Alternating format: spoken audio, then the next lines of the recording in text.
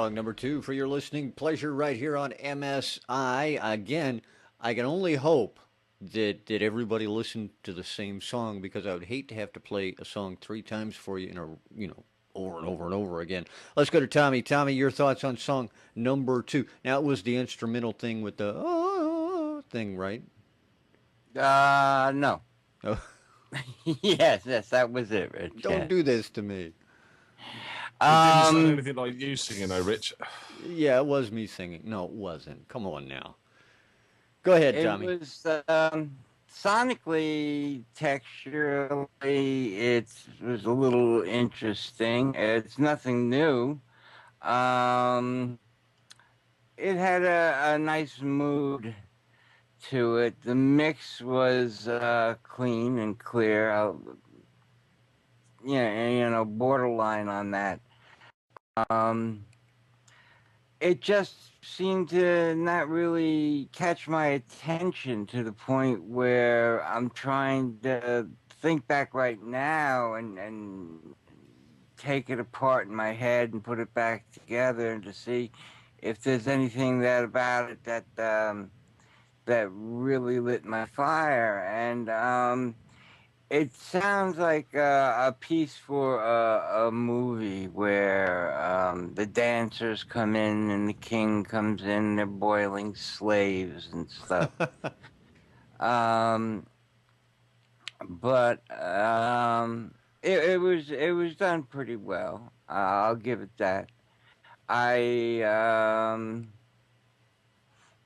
That's about it, really. It needs a lot of work. It needs a form. It needs, something other than a drum beat. It sounds like a song demo from keyboard where you press F3 and you get the Asian demo song from the Roland keyboard. Ah, gotcha. Gotcha. All right. Well, that makes sense. That makes sense. Andrea, your thoughts on this particular entry into the list? Yeah, I really like this piece, and maybe that's my TV film background speaking, but obviously it's something you won't find on on the radio. Not really a song and not very album oriented, but I think whoever this composer is should get their stuff into a library because there's a lot of demand for stuff like this in TV and film. I thought it was well produced. I like the bottom end. Could probably benefit from some real good mastering. But in general, as a background compositional piece, I thought it was great. There's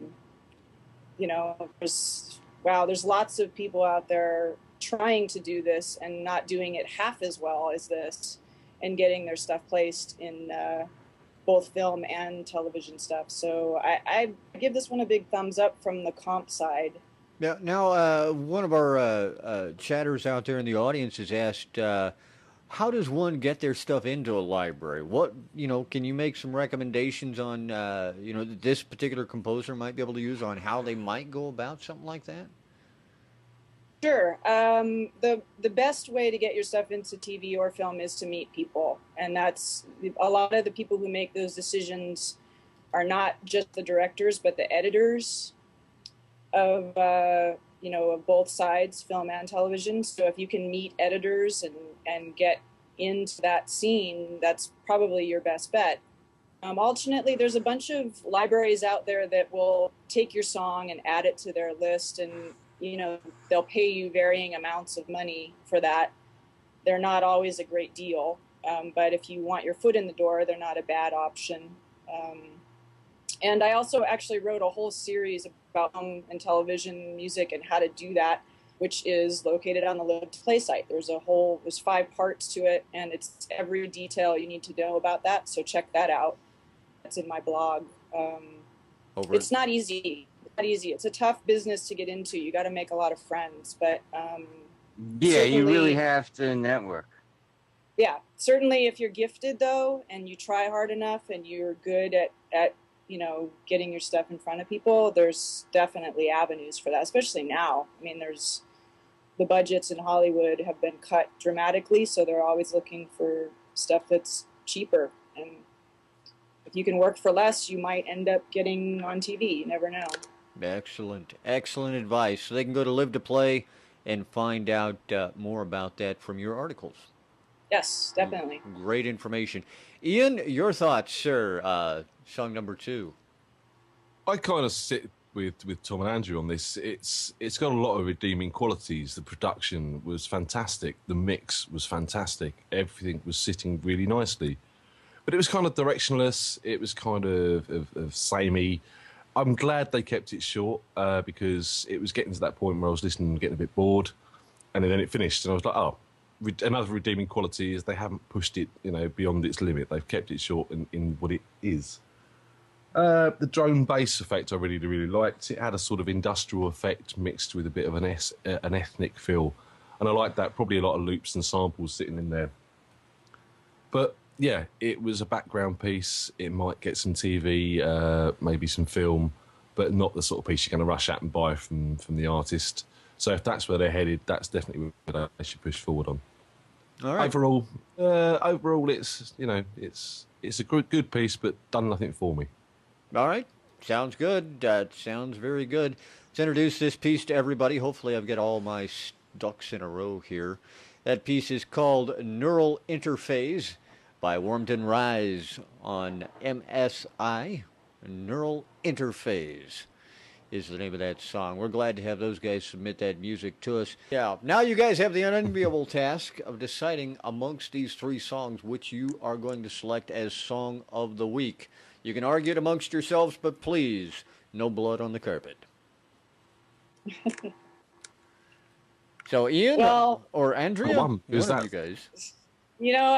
I really, really love the vocalist on the 3rd song. He's got a really great voice, but I just can't. It's a little too schmaltzy for me. So I'm gonna go with song 2, the film score. Just for I'm gonna give that person props for really great production and for at least nailing a corner of the market that there's money to be made in right now. Yeah, that's a good point. That's a good point. Ian? I'm tempted to go number 1 because it seems to be the only song that really evoked any emotion from anyone this week. No one's really been that sort of hyped up out the other tracks, but that one, everyone's like, no, so come, I'm not even going to review it, no. But it's a difficult one this week. I don't know. Yeah. Tom, what do you reckon? Me? I was going to go with Andrea with number 2, only because it's the only one sat in a genre and made a statement and held onto the genre. The 3rd one just needs more work. It was a nice attempt. The first one was a horrific mistake. The second one, even though I didn't like it, this is not a question about whether I liked the music or not. It was in a genre of, and it nailed it. It is what it is, and it stated it, and so I think number 2, has a strong handle on it. Back in your court, Ian. Come on, Ian. You want to join us. No, I do want to join you. I was the 3rd one, the vocalist sort of. Come over to the evil side. Oh, I'm siding with Tom again. This is getting tedious. No, the production and the mix quality was probably the best. The 3rd song, I want to give props to the vocalist because he was fantastic. There is a good song there. But number 2, as they say, as a package all around, he's probably got a more sort of market ahead of it than that has. So number 2. All right, so then it is unanimous. Song number 2, this song of the week. And wow, it was a difficult week for me because I've screwed up so many times. Actually, I'll tell you the story about all this, how it all got messed up after we get off the air, and then you can spread it around to our audience after the fact. But thanks for everybody joining us this week. And remember, you can find us here each and every week. Ian, who do we have as a guest host or a guest panelist? Well, maybe even a host next week. Who knows? A guest panelist next week. We've got Dave Carrera. He's a friend of mine who is a professional drummer. He's played in a lot of original bands and covers bands. He's done a bit of Europe touring in UK. And he recently opened up his own company, Carrera Drums. And he hand makes custom drum kits. And he's made a kit for the guy from Saxon and other famous people he's working with. And loads of local drummers. So he's got a really good eye for rhythm, or really good eye for rhythm, really good ear for rhythm. And, sound of drums and bits and pieces like that as well. Absolutely great. Can't wait to meet Dave. I know he makes some pretty cool drums. I went over to his website and looked them over.